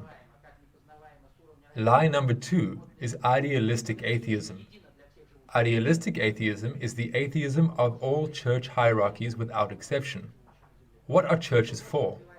As soon as a person intuitively, without intellectualizing it, begins to look for this connection which is given to everyone from birth, to get in touch with the higher intelligence, then this is blocked with the help of alcohol. I will not talk about methods, but the scheme for blocking this connection goes through alcohol. If you have consumed alcohol, then the first signs of this sensation of contact with the higher mind will appear no earlier than 3 years later, having not taken a drop. For 3 years, this ability is blocked at the level of the subtle structures of the brain to receive information from the outside by way of torsion fields. Today, this is a purely physical concept, you know. There are magnetic fields, there are gravitational fields, there are nuclear fields, but in the 90s, physicists understood that there is also a torsion field, or the field of consciousness of the universe. A switch is turned off, the light is off. The switch is turned on, something leaks out of it. You stand, not thinking, your head does not glow. You begin to think, your head begins to glow. What kind of radiation? Torsion radiation. Our thoughts are just as material, while differing in other fields, as electromagnetic waves, and say light waves, only with different characteristics at work. So our thoughts can interact with this global universal informational matrix. So that we don't get out of this business, they tell us, oh, you want to come to God? Come to me. Give over some money and I'll organize everything for you. Churches are brokers who make money on the idea of God, of any denomination. What is it for? This is the implementation of the principle, divide and conquer. An impostor was presented in the place of the true God, the one for all living on earth, an icon of Christ as God, others an idol of Allah. Allah, you know, in the translation into Russian is actually God. But so that people do not understand that God is one, they left the word Allah and not God in the translation of the Quran. But Allah is an Arabic word. It's like we have to use the word table when the Russian language already has the word stall. But for some reason, the word Allah was not translated. It was translated only in the first translations. Therefore, Pushkin said, translators are the dummy horses of education. A global truth is hidden through translators. So the horse of idealistic atheism now hangs over humanity, and what Russia will have to engage in the near future, and what the new course of political leadership boils down to, is the gradual exposure of both materialistic atheism and idealistic atheism, and Russia will follow the path to God. We have 4 works on theology. One of them is called Questions to Metropolitan John of St. Petersburg Ladoga and the Hierarchs of the Russian Orthodox Church. The second work, Towards God's Design. The third work, Dialectics and Atheism, 2 Essences are Incompatible, where we show that dialectical life is impossible if the person has not conceptualized and comprehended the algorithms of interaction with the higher reason, God. One could use different words. What is important is to understand the phenomenon itself. In general, this picture should form a global understanding. The theme of God is the third priority. If this understanding is blocked for the people, then it is difficult to talk about real governance. So directly about the problems of today. We know that today in our country, there is a thus named, it has been announced publicly, conception of national safety. There is a lot hidden in the terminology. As soon as you hear the term conception of national safety applied to Russia, you should know that this is a global development against Russia, regardless of whether it was made through payment or in bypass of consciousness. I'm not saying that there are people who are trying to deceive us or to fool us. No, I say that in most cases, people are controlled in bypass of their consciousness. That is, everyone to the extent of their understanding works for himself, and to the extent of his lack of understanding for those who know and understand more. So the conception of national safety in relation to Russia is absurd, because Russia is a multinational country. Think about it. What nation are we talking about? How could it be the conception of national safety of Russia? I understand the conception of national safety of France, where they are simply all French by definition, or in the United States, all Americans. But we have Russians, Tatars, Jews, and so on. Tell me who you are talking about. Everyone guesses in their own way what nationality they are talking about, and then this understanding begins to transform into the appropriate actions. Therefore, what we developed and published in 10,000 circulations in 1992, as I said, is called the conception of social safety, where there is the concept of priorities, as well as presentations on the sufficiently general theory of governance. We say that any country can be adequately governed only with the entire function of governance. If you have a beehive, and the beekeeper is not included in the scheme of governance, then the bees will not understand why they remain hungry. You might think that we live as we work, but it turns out not to be the case. The beekeeper then takes all the honey, but you and I don't notice these beekeepers. We don't see the mechanisms by which the beekeepers work. So we do not implement the entire function of governance. What is the peculiarity of the present moment from the point of view of the current political course of the Russian leadership? For the first time in the history of our country, this course is not declared from some commanding office. This is the deepest maneuver of Vladimir Vladimirovich Putin. The national idea is what has matured in people's heads, what we voice in the vocabulary. We just have methods. People who have not consumed alcohol for 1,000 years, they own the methods of reading information from the collective unconscious of our people. And what we have in the collective unconscious, we translate into vocabulary. And this is how a national idea appears. This is what the people think about, but not what someone came up with in some office. What is the difference in today's approach to what it was before? And why does Putin, understanding all of this, not announce this course? Because the personnel base is not yet ready. It is useless to talk about something and shake the air when this understanding is not even, let's say, in your environment. I'm not talking about the environment of school children and teachers, although I now give this lecture for teachers in different schools. I tell them especially about genetic weapons so that they understand how to equip the future of children in general. So this is the first time in the history of Russia that this happens. Why is the elite so outraged? Who is Mr. Putin? The West is racking its brains.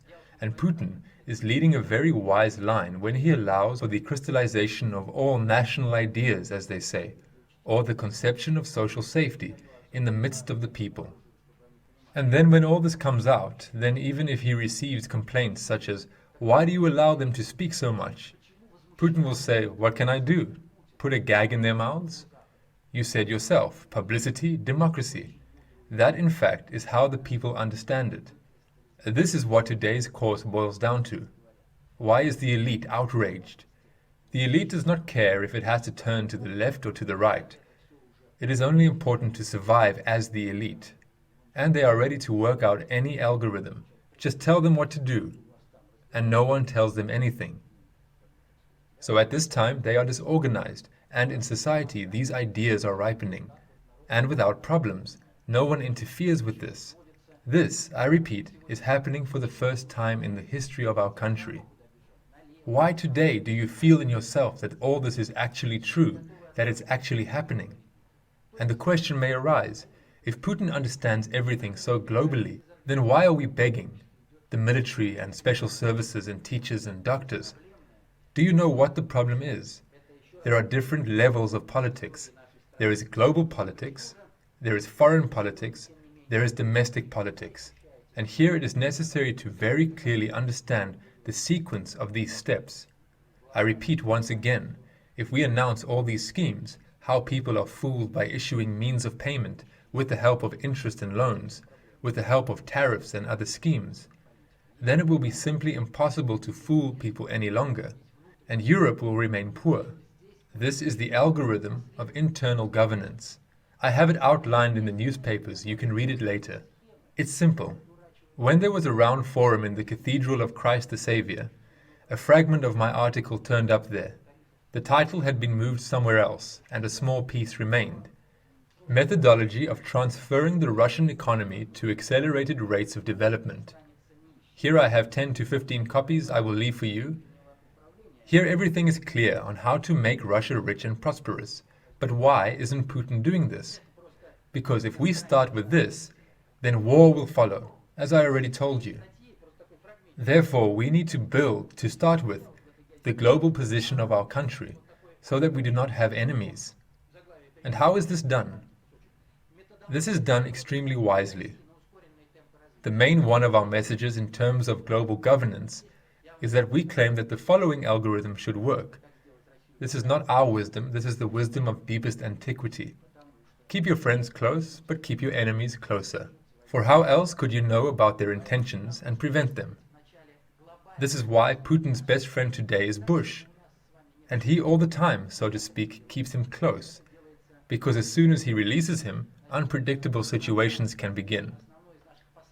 Global governance over humanity has always been implemented on the fact that two countries were against the third.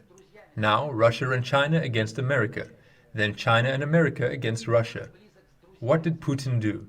In a very short period of time, he brought our country out of the algorithms of this ridiculous confrontation. Today we are not opposed to anyone. But a holy place is never empty, and today Europe is actively claiming our place. A triangle is beginning to form. Europe, USA, China. Where is Putin in this scheme? Putin is much higher, and there is a global understanding that allows you to come out of algorithms of interstate head-ons, which is carried out by the global biblical conceptual power, headquartered in Switzerland, where all these scenarios are developed, who to pit against who and how to organize wars. But Putin has risen above this algorithm, and what happens today? You saw in Europe, after a week of arguing amongst themselves, Putin sent a plane for them, and they flew to him for a report, because they understand that Putin is a higher hierarchy of governance. Who coordinates their actions with Putin? USA, China, Europe in equal measure. Once again, pay attention to the little things. I'll leave you just such a newspaper, or I'll just show you. This is the Izvestia newspaper for February the 14th. Here they joked about Putin, but in every joke there is some punchline. See what is shown here. Putin's meeting with Chirac, and Putin says, "The results of this visit exceeded our expectations, but I would like to apologize to the French for preventing my motorcade from passing through Paris, to the Americans for preventing them from driving through Baghdad, and even in my youth I spied a little on the Germans." What is this?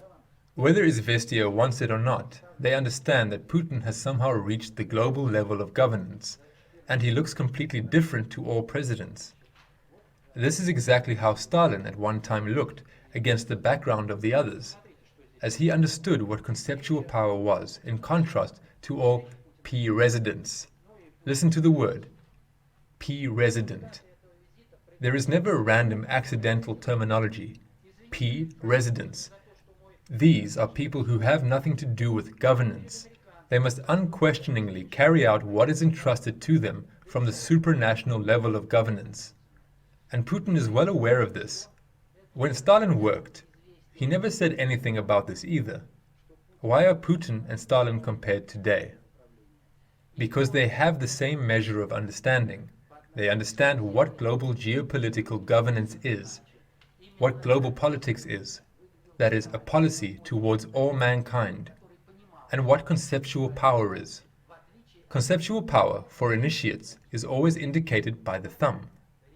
This is the legislative power, executive, judiciary, and conceptual power is usually associated with the ideological priority. They usually work together. This is who governs and those who are under them. When Roosevelt, Churchill, and Stalin met in Crimea at one time, they say that when Stalin entered the room, for some reason everyone stood up, hands at the sides. No one could explain why. Even when they agreed, "We will not get up," they still could not help but get up. So when they saw that Stalin had relaxed a bit, they agreed there on the borders, on the post-war division. Roosevelt and Churchill neatly threw Stalin the following proposal. "Joseph Vissarionovich, we like Crimea so much, you couldn't leave Crimea for us and we could cut you a piece from Europe?" Stalin replied, "Okay, I'll give you Crimea, if one of you guesses which one of these three fingers is the middle one." Churchill immediately chose the middle. Roosevelt chose the index. "No, you didn't guess. This is the middle finger." This is how the situation is in governance. This finger is always the only one. All the rest are auxiliary. Such jokes and little things are very complex. It was in this form that Stalin showed his global understanding of mankind's governance schemes. In order not to be unfounded and not to say this only at the level of jokes, I will read you a small quote from Stalin's speech in 1933 at the joint plenum of the Central Committee and the Central Control Commission. This is his report, Results of the First 5-Year Plan. Listen to this report of Stalin, bearing in mind what I just told you. How can it be asserted that our Soviet currency is worthless? Is it not a fact that with this currency we built Magnitostroy, the Dnieprostroy, Kuznetstroy, the Stalingrad and Kharkov tractor works, the Gorky, the Moscow automobile works, hundreds of thousands of collective farms and thousands of state farms? Do those gentlemen, Western analysts he means, think that all these enterprises have been built out of straw or clay, and not out of real materials having a definite value? What is it that ensures the stability of Soviet currency? If we have in mind, of course, the organized market, which is of decisive importance in our trade turnover, and not the unorganized market, which is only of subordinate importance. Of course, it is not the gold reserve alone. The stability of Soviet currency is ensured, first of all, by the vast quantity of goods held by the state and put into commodity circulation at stable prices. What economist can deny that such a guarantee, which exists only in the USSR, is a more real guarantee of stability of the currency than any gold reserve? Will the economists in capitalist countries ever understand that they are hopelessly muddled in their theory of a gold reserve as the sole guarantee of the stability of the currency? This is 1933. Has at least one of the Russian economists now come to understand these things that Stalin speaks of? No, this has not come to pass. That is why Stalin's works are closed. No one seems to have forbidden them, but try to find them, because when you read this, everything becomes obvious. Therefore, it is no coincidence that the epigraph of one of the books on Stalin says, Stalin did not walk away into the past. He dissolved into our future. And we add, however this may sadden many. Yes, we have to understand what Stalin did and understood, and why during Stalin's time from 1947 to 1953, prices for all goods that we classify as demographically determined human needs were steadily declining. These needs are the most essential for a person. There are degrading ones that destroy genetics, and there are demographically determined ones. Why were these demographically determined needs constantly met by Stalin at constantly falling prices? Until we understand this algorithm, and until we understand the past as it really was, we will achieve nothing. Until we understand why Stalinist economy was without equal, how it worked, and so on. The same problematic is set forth by Pushkin, who was not just any poet. He was a prophet of the Russian civilization, who in a coded form provided information about the governance schemes of the globe. But unlike Krylov, each character is not based on some kind of human character, but global social groups of people. Ruslan and Lyudmila, dear people, the Russian people. Where did they take her? To the country of the Midnight Mountains, to Switzerland. The first few times I could not perceive this information properly, until after some rereading I understood what Pushkin's genius is. My next program on Tuesday will be called Pushkin, the Prophet of Russian Civilization. I recommend you listen, although it will also be posted on the site. So as for the understanding of Pushkin, exactly the same as for Stalin, I will give you only one quote. Lacking the fervent dedication that sees in sounds life's highest quest, he never knew to our frustration a dactyl from an anapest. Theocritus and Homer bored him, but reading Adam Smith restored him. And economics he knew well, which unfortunately is not the case for any economist in Russia today, which is to say that he could tell the ways in which the state progresses, the actual things that make it thrive, and why for gold it need not strive when basic products it possesses. And there we have Pushkin on the economic priority. When we talk about the course of modern governments, we must understand that we have lost the schemes of socially useful governance.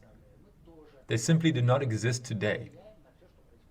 At one time, Aristotle divided economics into two classes: economics as a science of how to make people rich, and chremostatistics, from the ancient Greek word krem, wealth, as the science of how an individual corporation and an individual entrepreneur can fill their own pockets. What is business? I quote you verbatim from Max Amsterdam. Business is the art of extracting money from another man's pocket without resorting to violence. This is exactly what science teaches, and we mistakenly call this economics.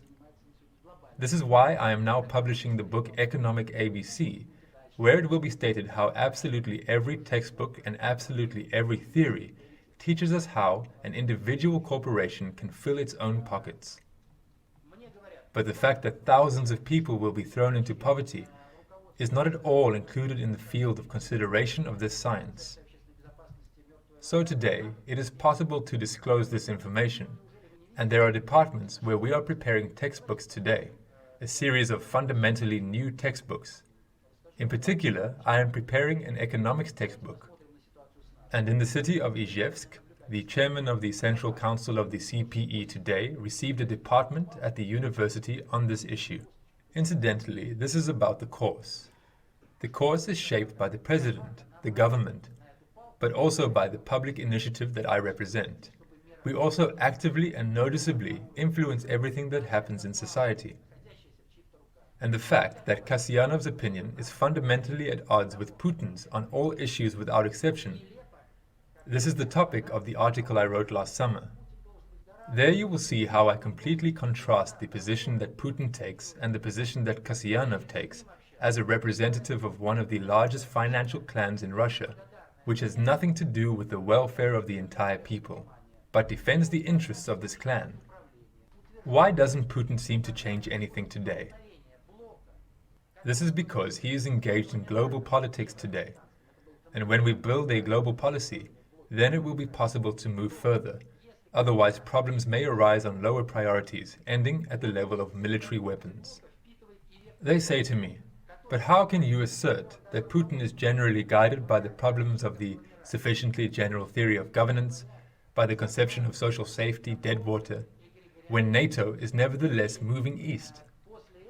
Don't you see, they say, that Putin is wrong? Let's take a look at this. This will probably be the last thing I tell you, and then I will answer your questions. Let's take a look at the NATO situation. You probably know what happens when a dog is gnawing at a bone, and you take a long stick and try to knock the bone away. What does the dog do? The dog pounces on the stick and begins to chew on it. Do you want the measure of Putin's understanding to be at the level of this dog's understanding? NATO is a stick in someone's hands. It has nothing to do with governance from the level I am talking about. And it's ridiculous to butt heads, as they say, at the NATO level. Putin must be much higher. He must see the one who manipulates the stick and communicate with him. It is for such reasons that reaching such a measure of understanding is a thankless task. So in the sufficiently general theory of governance, it is argued that when there is a collision of the bloc, which was the USSR, with the Euro-American conglomerate, it was a conglomerate, and in the conglomerate and the bloc there are different principles of governance, that if the conglomerate absorbs the debris of the bloc, then with this bloc's debris it also absorbs the vector of the bloc's goals, which is not always identified even by the leadership of this bloc, not to mention the conglomerate. That is, the conglomerate, relatively speaking, swallows the egregorial virus with the debris. And after that, the conglomerate grows, but the quality of governance in it drops sharply. I said this last summer at a lecture, by the way. On the second cassette, you can watch it, there is this fragment. At the time there were no signs of this, and suddenly a year later, we see how this principle of the sufficiently general theory of governance works. What's going on with NATO? For the first time in history, they are split over the issue of Turkey, over the issue of Iraq, and so on and so forth. What are they doing with Putin? Why does Chirac obsequiously meet Putin at the ramp of the plane, violating all protocols? Yes, because from above he was given commands to try to build Putin into his bloc. And Putin goes, no guys, how so? Bush is my best friend. How can I be friends with you against Bush? He goes, Bush is my best friend. I am of course against the war, and you are my friends, but Bush is my best friend, you know. Here we have the algorithm of governance. The algorithm of governance is not stupid. Let's show them who is boss at the level of military weapons the patriots urge. Or let's, so to speak, expose everything and start a war. No, Putin is governing the situation much more deeply. And the results of this global governance today, I think, are obvious to you. I affirm that Russia is not a country. Russia has always been a civilization. Do you remember? O wizard, favored of the gods, what woe or weal shall me betide? How soon shall I beneath the sods lie buried while my foes rejoice? Fear naught, nor speak with faltering words, whate'er my doom, be thine the choice of all the horses in mine herds. No wizard dreads an earthly lord, the old man's scornful answer flung, and naught availeth bribe or sword to loose or bind the prophet's tongue. Heaven's secrets are not bought or sold. So these clan initiation systems that exist in Russia, they have not disappeared at all. And there is a state level of governance, and there is this Zhetshood, which has hitherto kept to the shadows. But now, since 1990, it has begun to reveal itself. So as soon as someone collided with Russia, the accordion of our civilization contracted, shrank. But then it expanded, and Russia became a little bigger than before the collision. Once again there is a collision. The Russian accordion again contracts, before becoming even larger than before.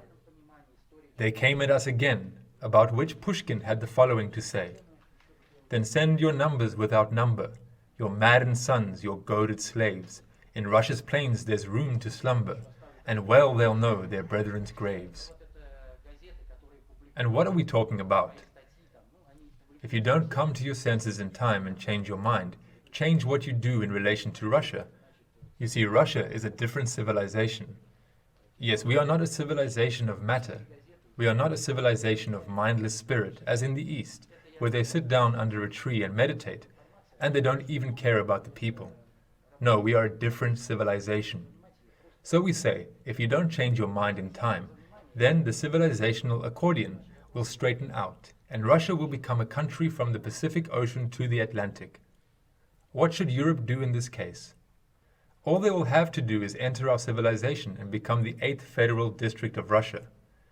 And no matter how ridiculous it may seem at first glance, I assure you that behind this phrase there are very serious things, deeply grounded and theoretically calculated. If we directly announce our concept, then it will be so. Only humanity will not be some kind of governed system. No, we will simply live in harmony with others, with the biosphere, with the cosmos, and with God. This is in fact what our thoughts come down to, and what Putin is doing from our position. That is, none of us would have made wiser decisions. We do not claim that he is guided by our theory. We do not need motives. Does he lead from above? Does he know our work? Does he have any consultants? Does he understand it himself? None of this is important for us. We look at the results. The results of his actions are strictly in line with the global understanding of the history of mankind. Here are all the newspapers that publish my articles, but they are published in all regions of Russia. Here is the Kavkazskaya Zdravnitsa, the leading newspaper of Stavropol, Minvody, Kislovodsk. Here are 4 newspapers with my articles, Economic Alphabet. I say this only as an indication that this information is given widely, and working in your system not to understand it is simply a bad idea. Thank you all for your attention. I am ready to answer all your questions. I think there are probably a lot of them because the information is unusual. You see, the fact is that at the level of global politics, there are many things that seem to simply not interest us, and we do not own them. That is, these decisions should not be made by us. Our task is to form the information field, to form the personnel base that would be potentially ready. But this our X is the will of the president. So how do we understand our position? We do what we can. I assure you that if we do anything, we do it exclusively at our own expense. We do not have any money. And when they try to give us money, they tell us, we will give you money, but you don't talk about Christianity, how it serves against Russia. You don't talk about loan interest, or you don't talk about something else. And we say, no, we cannot do that. Our channel will be closed.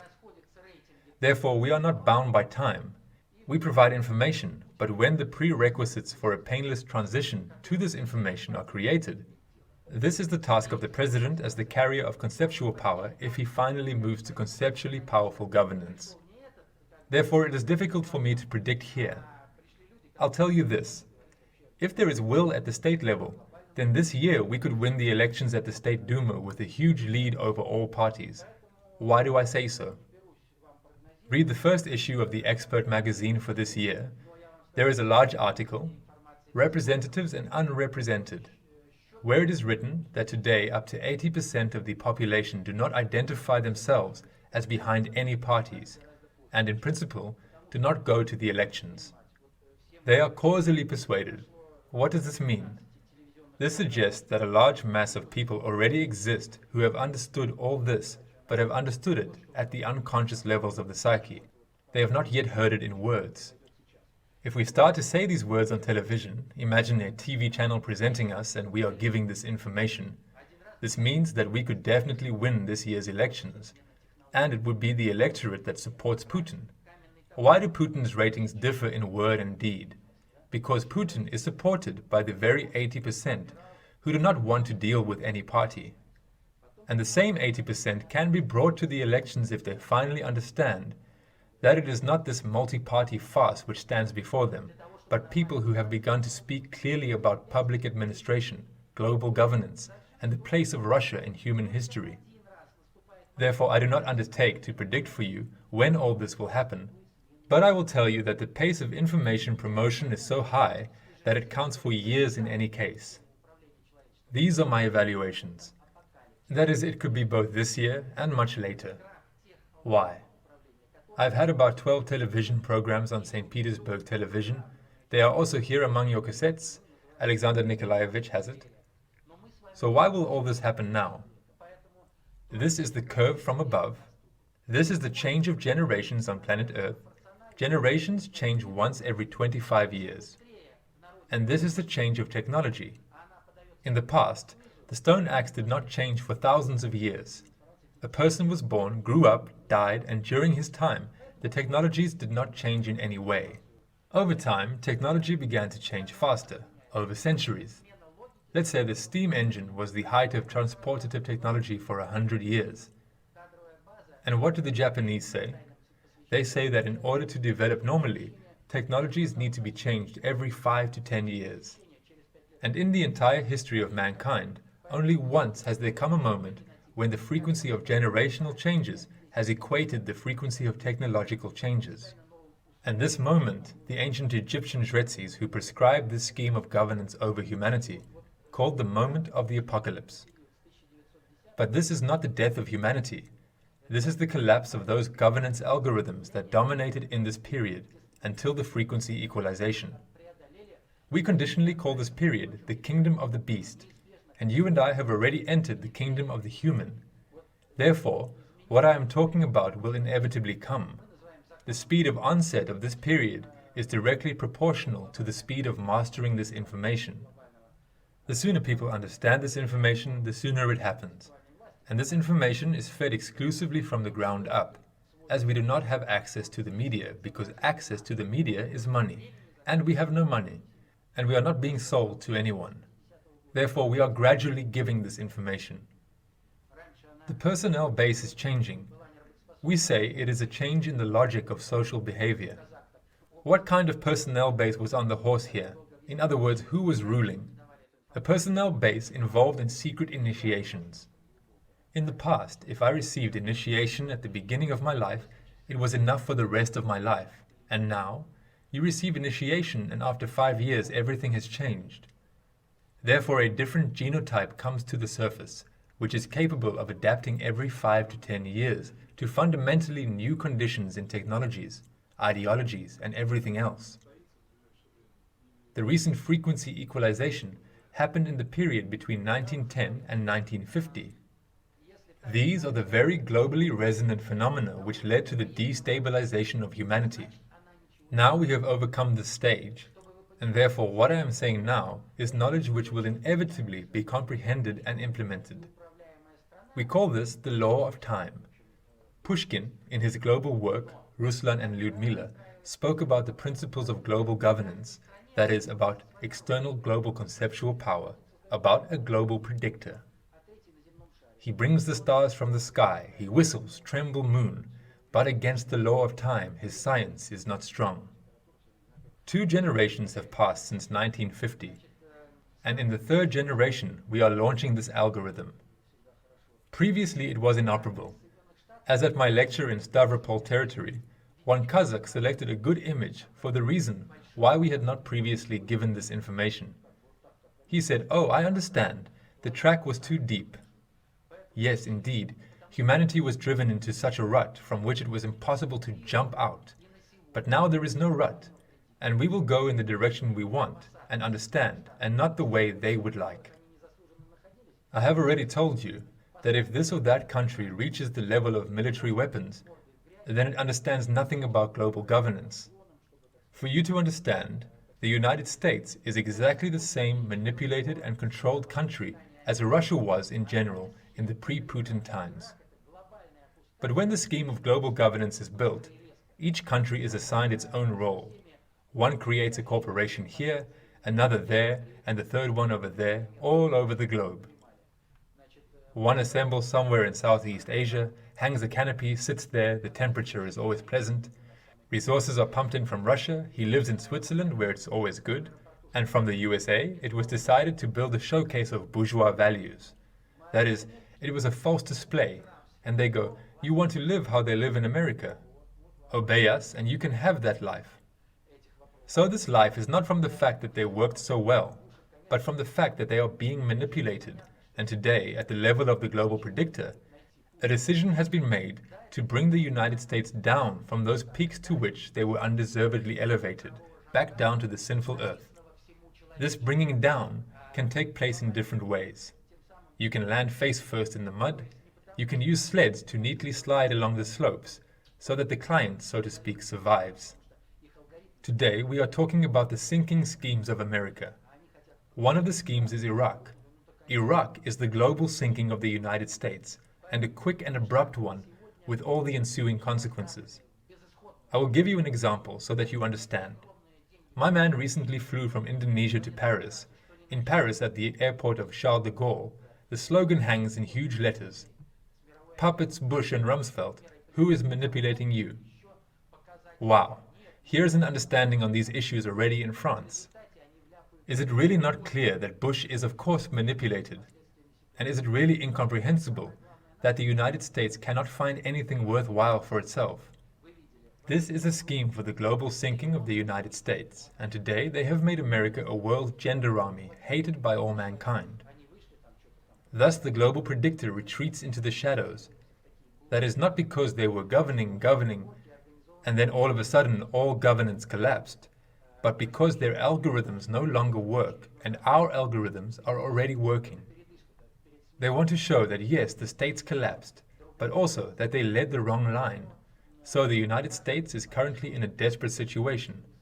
They have pumped so much money into this military operation that it is simply unthinkable not to start it. Otherwise it would be a complete and instant withdrawal from the world arena. With their measure of understanding, they will try to show themselves, to show that they are still the best. As a result, they plunge into an even more catastrophic situation with great consequences. Therefore, our most important task is to distance ourselves from this issue. You saw all over Europe, everywhere there, millions of rallies. And in our country? No, there were some 10 people there. They went out there, shouted something. We say, no guys, we don't get involved in such block showdowns. These block showdowns are organized in order to lower the currencies of the warring region, and so that the dollar once again gets some respite. But this is respite before death. It will not give anything other than that. So it is important to understand what is happening today with the United States. This is not their Dobrius will at all. People like Bush are being manipulated. I will use the same harsh terminology which was used by Professor Tannenbaum from the German Schiller Institute. He spoke in Russian in the Kremlin. He said, and I am quoting you verbatim because I would not allow myself such terminology, "Why were two idiots, Bush and Gore, brought to the final of the electorate showdown in the USA? Because idiots are easier to manipulate.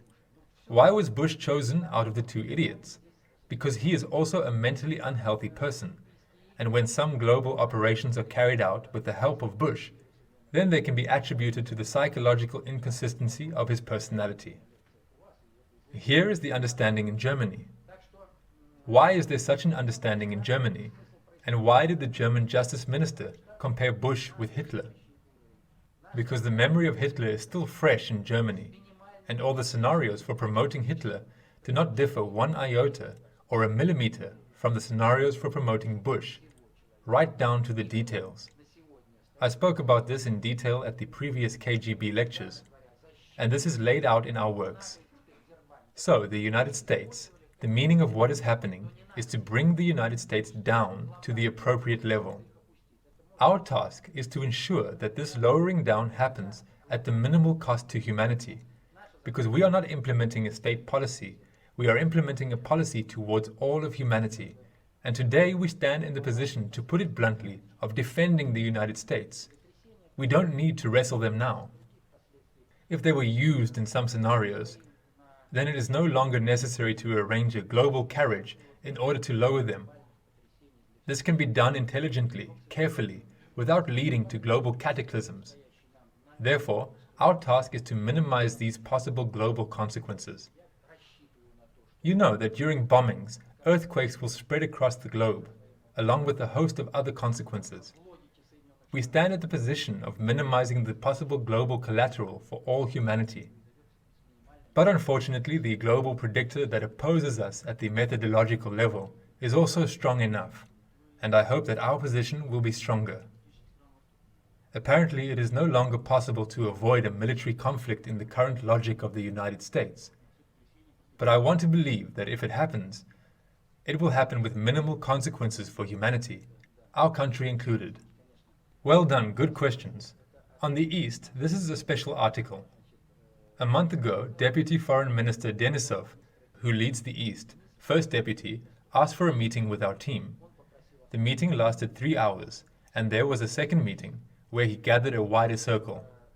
Indeed, it is important for us to understand at the global level what the East is. If we talk about the Quranic East, then here we must distinguish between the Quran itself and historical Islam, which is developed historically today.